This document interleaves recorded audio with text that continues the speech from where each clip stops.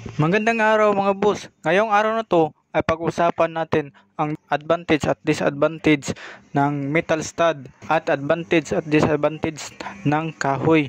Pero bago munang lahat, intro muna tayo.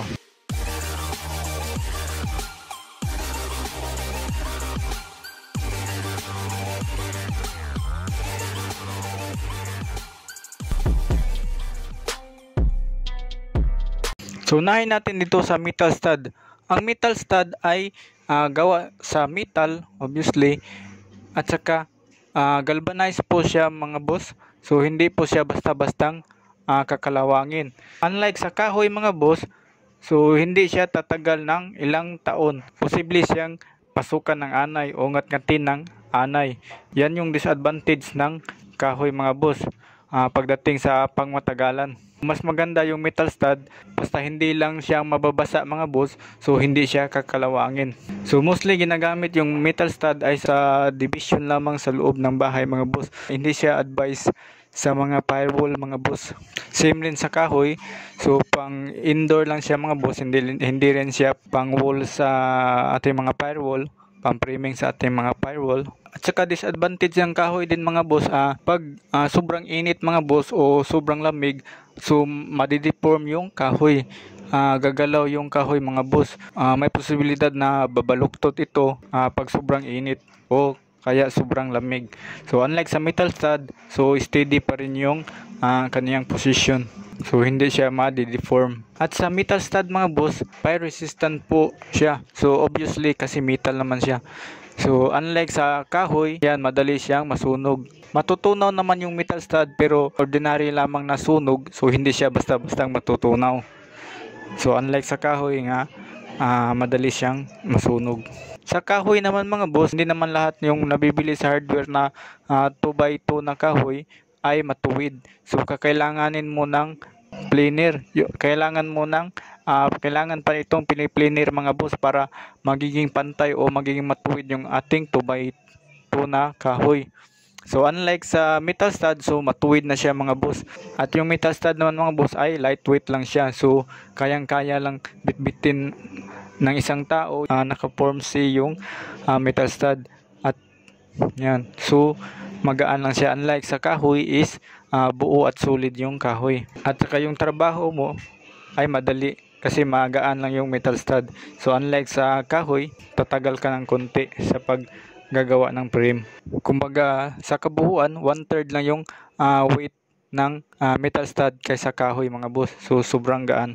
At sa pag-i-install naman ng metal stud mga boss, ay kailangan mo lang ng rivet, gunting pangyero, riveters, yan metros. So ganyan. Unlike sa kahoy ay gagamit ka pa ng lagare, pako, martilyo. Kumbaga marami kang kakailanganin na materialis pag kahoy yung gagamitin mo. So unlike sa metal stud, so madali lang siyang gawin at magaan. Yan. So yung disadvantage lamang ng metal stud mga boss ay hindi lahat ng tao o hindi lahat ng panday o manggagawa ay marunong magkabit ng metal stud. So unlike sa kahoy, kumbaga traditional natin na paggawa ng walling is kahoy. So kumbaga marami nang alam kung paanong maggawa ng frame gamit yung kahoy o magawa ng drywall gamit yung kahoy. So kumbaga dito naman sa metal stud ay modern siya na pamamaraan ng walling. So kakaunti lang yung marunong gumawa nito. At meron pang disadvantage sa metal stud mga boss. So yung metal stud mga boss ay hindi siya soundproof kasi nga metal siya, so magbabibrate yung sounds papasok doon sa loob. Yan. So unlike sa kahoy, soundproof yung kahoy kasi hindi siya magbabibrate kasi nga solid yung kahoy natin.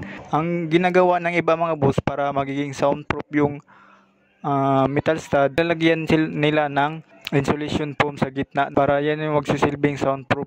So sa metal stud mga boss, pag maggagawa ka ng drywall, dalawa yung bibilin mo, metal tracks at saka metal stud. Yung metal track mga boss, yan yung nagsisilbing paa o dyan ipapasok yung metal stud. So kalimitan ginagamit yung metal tracks ay sa sahig sa haligi. Yan yung unang ilalagay sa sahig, sa haligi, at saka doon sa kisame or sa beam. So yan yung magsisilbing hahawak doon sa ating metal stud. So yung metal stud naman, yan yung naka-vertical sa gitna at saka naka-horizontal. So metal stud yung karaniwang ginagamit dyan. Yung sa vertical niya mga boss, sa metal stud, so hindi lang basta-bastang maglalagay ka ng metal stud kahit anong posisyon. So dapat kailangan nagkatalikod yung metal stud. Kung nakatalikod siya dito, so dapat nakaharap siya dito naman. So dapat niya opposite lang siya mga boss. At sa paglalagay naman ng ating horizontal frame, dapat yung metal stud ay nakakaob. Ganyan, so nakakaob siya mga boss. Ito palang binibidyo ko mga boss ay bahay ko to mga boss. Yan, so mostly metal stud yung ginagamit ko sa pagdating ng drywall kasi kaya lang siya ng isang tao. So unlike sa kahoy mga boss, so kakailanganin mo ng 2 tao. Kasi yan yung hahawak sa isig-kadulo mga boss. So sa metal stud, kasi lightweight lang siya, so pwede rin ng isang tao mga boss.